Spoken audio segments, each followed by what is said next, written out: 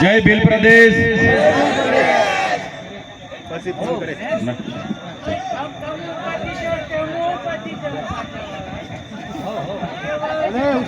આજના આ કાર્યક્રમમાં ઉપસ્થિત મંચસ્થ તમામ સન્માનીય આગેવાનો, સામે બેઠેલા સરપંચશ્રીઓ, પદાધિકારીઓ, ગામ પંચાયતના, તાલુકા પંચાયતના સભ્યશ્રીઓ, જુદા જુદા ગામમાંથી પધારેલા વડીલો, માતાઓ, યુવાનો અને ભૂલકાઓ, સૌ માટે એકવાર જોરદાર આપણે તાળીઓ પાડી લઈએ. બીજી તાળી જે લોકોએ મને ધારાસભ્ય બનાવ્યો અને ધારાસભ્ય બનાવીને તમારી વચ્ચે હું જ્યારે ધારાસભ્ય બનીને આવ્યો છું એવા ડેડિયાપાડા અને સાગબારા લોકો માટે એકવાર જોરદાર તાળીઓ પાડી લઈએ. સાથીઓ, આગળના વક્તાઓએ કીધું કે નર્મદા ડેમમાં આપણા આટલા બધા ગામો ગયા, ત્યાં નેર નીકળી એમાં ગામોની જમીનો ગઈ, વીજળીની હાઈ ટેન્શન લાઈનોમાં જમીનો ગઈ, અને આપણે પાણી તો જોઈ શકીએ છીએ પણ પાણી આપણે પીવાના પાણી માટે પણ ફાફા મારવા પડે છે. ત્યારે આપણા નેવસિંહ સરપંચે અને નરેન્દ્રભાઈએ કીધું કે આ લોકો જો આવનારા દિવસોમાં પણ પાણી નહીં આપશે, ત્યારે હવે આઝાદીના તો 78 વર્ષ સુધી રાહ જોઈને બેઠા, પણ આવનારા દિવસોમાં પાણી નહીં આપે ત્યારે હવે કોઈ ધારણા કે આંદોલન કે આવેદન નિવેદન પત્ર આપણે કરવાનું થતું નથી.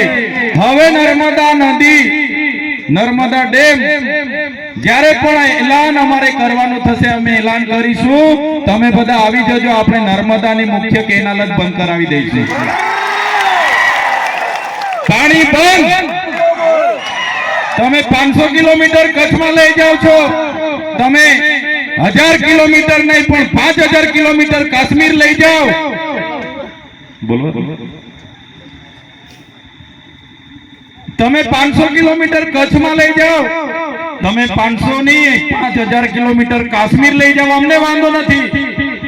પણ જે લોકોના ગામો ગયા છે, જે લોકોએ પોતાની મહામૂલી જમીનો આપી છે, એ લોકોને પીવા સુધાનું પાણી તમે આપવા નહીં માંગતા હોય તો આવનારા દિવસોમાં આદિવાસી સમાજ એક થશે અને નર્મદાની મુખ્ય કેનાલ બંધ કરવાની અમને ફરજ પડશે તો અમે બંધ કરાવી દઈશું.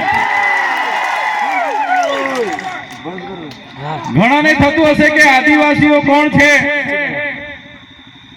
આજની આ જનજાગૃતિની મીટિંગ કેમ રાખવામાં આવી, ત્યારે આદિવાસી કોણ છે એનો સંદેશો આપવા માટે સૌપ્રથમ સાદી અને સરળ ભાષામાં આદિવાસી કોણ છે હું સમજાવું તમને. આદિવાસી એટલે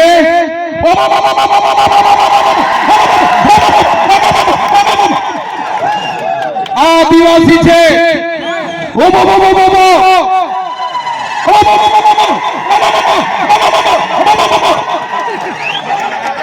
આદિવાસી છે.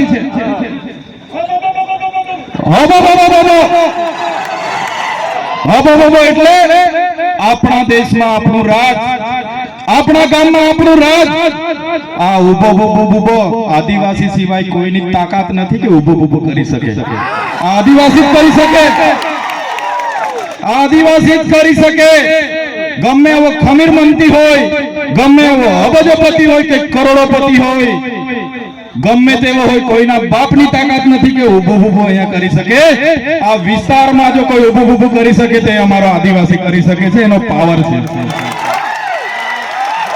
આપણા ગામમાં આપણું રાજ, આદિવાસી અહીંનો માલિક છે, મૂળ માલિક છે. હું ચૈતર વસાવા નથી કહેતો, આદિવાસીઓનો ઇતિહાસ કહે છે, દેશની સુપ્રીમ કોર્ટ કહે છે, દેશનું બંધારણ કહે છે.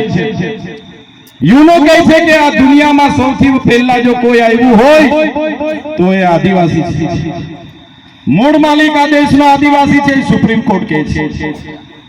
ત્યારે આજે આદિવાસીઓને આ સરકારોએ મજદૂર બનાવી દીધા છે. આજે દાદાઓએ કીધું અમારી પણ જમીનો છે, અમને પણ પાણી આપો, અમારા બાળકોને પણ શિક્ષણ આપો, અમારા યુવાનોને પણ રોજગાર આપો. પણ આ સરકારો જાણી જોઈને આદિવાસીઓને ભણાવવા નથી માંગતી. અહીંથી પાણી લઈ જાય છે પણ પાણી આપવા નથી માંગતી, આદિવાસીઓને ભેગા થવા નથી દેવા માંગતી. આગળ પાનવડમાં કાર્યક્રમ હતો અને પરવાનગી નહીં આપવામાં આવી. આદિવાસી 5મી અનુસૂચિ વિસ્તારમાં રહી છે. આદિવાસીઓનું સ્વશાસન એમાં લખેલું છે. બંધારણની આર્ટિકલ 241 કો તમે વાંચી લેજો. આદિવાસી વિસ્તારમાં જનજાગૃતિના કાર્યક્રમ માટે કોઈ મામલતદાર, ટીડીઓ પ્રાંત કે પોલીસની પરવાનગીની અમને જરૂર નથી ભાઈ. અમે આદિવાસી સ્વાયત્ત રાજવાળા છે.